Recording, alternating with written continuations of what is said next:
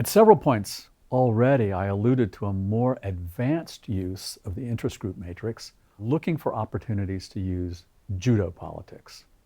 All right, Judo politics. Deliberately altering the interest group configuration from a less favorable one to a more favorable one. Now, this may involve organizing an unorganized group or breaking an organized coalition to create a degree of disorganization. Earlier examples of Judo politics were Representative Henry Waxman helping to organize sufferers of rare diseases to make them effective advocates of orphan drugs, switching from majoritarian to client politics or entrepreneurial to interest group, depending on how you scored the pharmaceutical companies. Another example, the U.S. Special Trade Representative structuring trade legislation to create organized winning interests to offset the losers from trade legislation. So that's switching from entrepreneurial to interest group politics.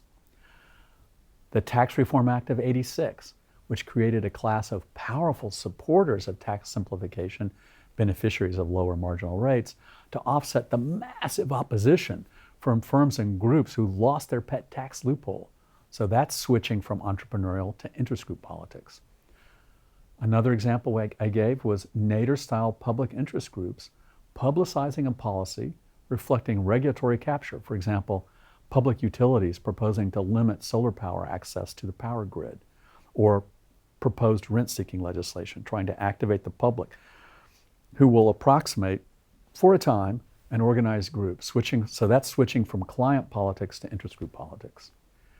In a later module, we'll examine another example of Judo politics, presidents going public in support of their legislative agenda.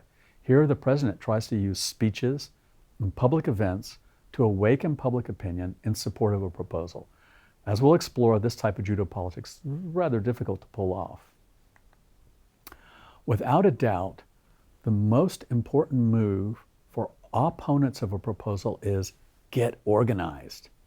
If the proponents are organized, for example, a rent-seeking firm or group, organizing the opposition moves the politics from client, where success for the rent seekers is probable, to interest group, where success for the anti-rent seekers is much more probable. That's the move shown in the figure, the swoopy arrow. For proponents of a new policy, the lesson from the figure is exactly the same. Get organized. The swoopy arrow again shows the direction of desirable moves. If the opponents are organized, the first step is to organize the proponents as well, thereby moving from entrepreneurial politics to interest group politics. Then, breaking the opposition's coalition, if possible, moves proponents into the most favorable position. If both sides are diffuse and unorganized, then organizing the proponents moves from majoritarian, terribly weak position, to client politics, a much stronger position. The examples of Judo politics we've considered so far were all rather short-term in focus. For example, organize or mobilize a group in order to enact a specific policy. An advanced use of Judo politics is much more long-term, much more subtle. Enact a program that will itself change the interest group configuration so as to assure the political sustainability of the program. In other words, use a new program to create new politics. An example may clarify the idea. In designing the original Social Security program, President Roosevelt insisted that it be financed with an individual payroll tax rather than some other tax like the income tax or a new federal sales tax. Why? Well, in 1941, FDR explained his reasoning to famous public administration scholar Lester Gulick. We put those payroll contributions there so as to give the contributors a legal, moral, and political right to collect their pensions and their unemployment benefits. With those taxes in there, no damn politician can ever scrap my Social Security program. Those taxes aren't a matter of economics, they're straight politics.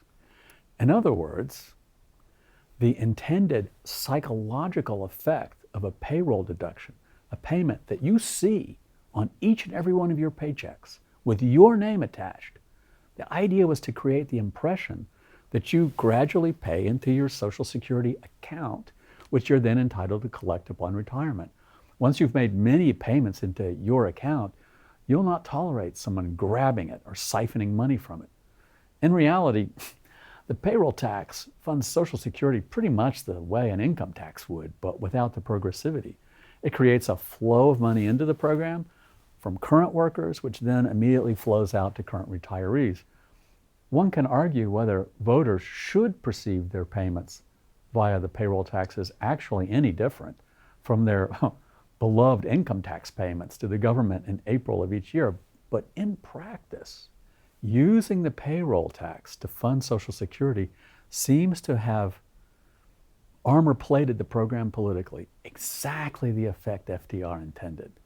The payroll tax was long-term judo politics because it effectively created a group, payees into the program, not just current program recipients, that would mobilize to defend Social Security. Now, proponents of the Affordable Care Act hoped that advanced judo politics would preserve the Obama administration's most notable legislative achievement, and opponents feared the same. In particular, the new recipients of health insurance under the Affordable Care Act were not very well organized politically, almost by definition. Otherwise, they would already have used the government to help them get health insurance, just like retirees have with Medicare, or upper middle class workers have with the tax loophole for health insurance payments. But once this population receives government subsidized health insurance, taking it away from them could lead to their noisy mobilization, as well as many heart-rending stories in the press. The new program may thus have created new politics, or maybe not. The new beneficiaries will have to become organized, and that remains to be seen.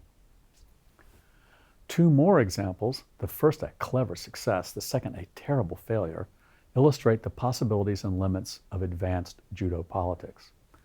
Have you ever heard of acid rain? Not that long ago, it was one of the U.S.'s biggest environmental problems. Today, one never hears about it. Why? Because clever judo politics created a politically sustainable policy success. Let me explain a little bit how it worked. President George H.W. Bush devised a novel program using tradable emissions permits. In the program, power plants in the Midwest using dirty, high-sulfur coal, which caused the acid rain, they could buy a license to pollute from a clean producer using low-sulfur coal. In essence, the program taxed the dirty producers and rewarded the clean producers, creating exactly the right economic incentives to clean up emissions in an efficient way. In fact, the program brilliantly succeeded in ending the acid rain crisis. More than that, though, the regulatory regime proved extremely durable politically. Why is that? The greatest beneficiary of the regulatory regime was, of course, the general public, but the public doesn't even know that the program exists and has played no role in preventing regulatory capture. Rather, the key to the durability was the way the trading regime created huge windfalls for power companies producing clean power. These utilities have not hesitated to mobilize to support the regulatory regime from assaults from the dirty producers. In other words, the program was enacted while public attention was strong. The normal waning of public interest would naturally have led to client politics and regulatory capture. But the program hardwired interest group politics into the regulatory regime by pitting the clean producers against the dirty ones. This interest group configuration has preserved a notably successful program. All right, here's an example of failed judo politics. By the 1950s, treatment for the mentally ill in the United States consisted in large part of warehousing chronically ill people in huge state hospitals, often located in remote rural locations. At that time, mental illness was poorly understood and there were few treatments that offered much success. So by the mid to late 1950s, some 560,000 people were housed in state mental hospitals. In the early 1960s, a few effective medications began to become available. In addition, a series of scandals at large mental hospitals received extensive coverage in the media. In response to the new treatments and the scandals, reformers hit upon a new idea. Remember the importance of ideas. Close the notorious mental hospitals and shift care of the mentally ill to communities. This is called deinstitutionalization. There, the mentally ill would receive housing and care in more humane community mental health centers. To kickstart the process, the federal government would fund the construction and initial operation of the community mental health centers. Then the states would take over the long-term funding of the centers. A part of the reform strategy involved judo politics. The idea was that families of the mentally ill, as well as the afflicted themselves, would form an effective advocacy group that would suck money out of the emptying old state hospitals into the clearly superior new community centers, at least once they were built. In 1963, President Kennedy signed into law the Community Mental Health Construction Act, providing short-lived seed money to construct community mental health centers. Unfortunately, things did not go as the reformers had hoped. First, removing mentally ill people from the big hospitals proceeded apace, so the big hospitals emptied out, or at least partly. But unions in rural communities strongly opposed closing the hospitals, which after all were sources of employment. Though costs associated with the hospitals decreased somewhat, they did not plummet. Relatively little money was freed up for the new community centers. Second, the families of mentally ill people did not cohere into a powerhouse interest group in most states. And, well, not surprisingly, it turns out that poor, dazed, and often delusional people are not easy to organize politically. As a result, strong political advocates for new or redirected funding did not emerge at the state level. Third, reformers had vastly underestimated the resistance to building community facilities to house mentally ill people, an excellent example of so-called NIMBY politics. That stands for not in my backyard. So community mental health centers were very slow to open. Ultimately, most were located in poor communities that could not organize effectively to block them. By the late 1970s, the net effect of the reform efforts was to move many mentally ill people from state hospitals into flop houses and single-room occupancy hotels in slums and poor neighborhoods, while adding few new treatment resources in the communities. But the worst was yet to come. After 1980, the Reagan administration substantially reduced funding for housing for poor people. At this point, many deinstitutionalized mentally ill people found themselves out on the street, living under bridges or over heating grates in the winter, begging for food, acting out psychotic breakdowns on street corners, and victimized by crime. Anyone who spent time in a large urban area like Manhattan during the mid to late 1980s is apt to have vivid memories of extraordinarily pathetic and often quite threatening individuals living on city streets with no treatment. Now, the subsequent enactment of new sources of funding, court decisions affording some rights to the mentally ill, new housing legislation, and the development of better psychotropic drugs have reduced the incidence of poor, untreated, mentally ill people living on city streets in the United States.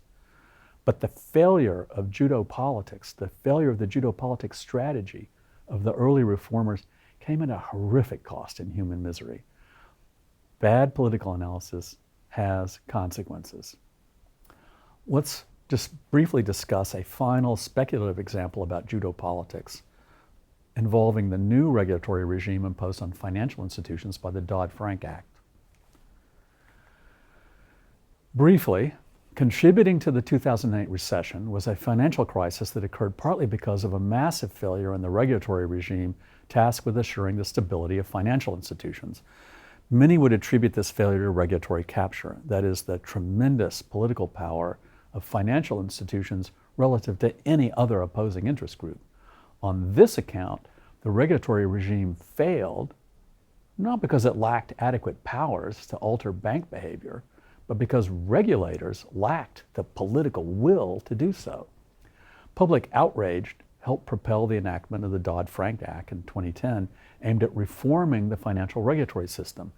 That act is extremely complicated, but broadly speaking, it somewhat modified the structure of the previous regulatory regime while adding a plethora of new powers, enabling regulators to micromanage many aspects of banking. What the bill did not do was break up the large banks in order to decrease their political power. There was insufficient political support in Congress for that option, nor did it take any other steps that might reduce their political influence. There's some judo politics in the bill with respect to the new Bureau of Consumer Financial Protection, for example, how it's financed, but essentially none when it comes to the big banks themselves. So, two possible futures suggest themselves. In the first, the regulators will have the profound technical skill and iron political will to micromanage vast financial entities, thereby stabilizing the financial system for the indefinite future. That's the happy scenario. In the second, fading public interest and relentless political pressure from enormously powerful firms will gradually recreate the captured regulatory regime that failed before. And this, the grim scenario, a financial failure along the lines of 2008 is almost inevitable at some point in the future. Time will tell which view is correct. Applying the ideas from the interest group matrix may suggest to you which scenario is more probable.